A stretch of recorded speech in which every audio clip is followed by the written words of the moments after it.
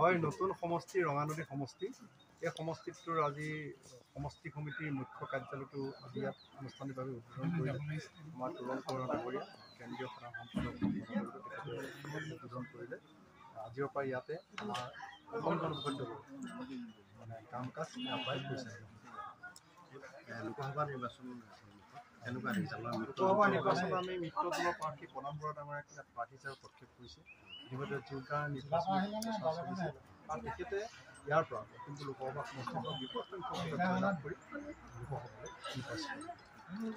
যিটো আজি আপোনালোকে ৰঙানদী নৱগঠিত ৰঙানদী বিধানসভা সমষ্টিভিত্তিক যিটো মুখ্য কাৰ্যালয় হেৰি কৰিলে এক প্ৰকাৰৰ ২০২৬ চনৰ এটা ইলেকশ্যন নিৰ্বাচনৰ কাৰণে এটা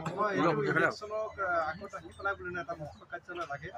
আমাৰ ইয়াৰ পৰা আমাৰ সাংঘাতিক কাম কাজ পৰিচালনা হ'ব সাংঘাতিক কাম কাজ পৰিচালনা কৰিবৰ কাৰণে এটা কাৰ্যালয় আমাৰ প্ৰয়োজন সেই প্ৰয়োজনীয়তা উপলব্ধি কৰি এটা মুখ্য কাৰ্যালয়টো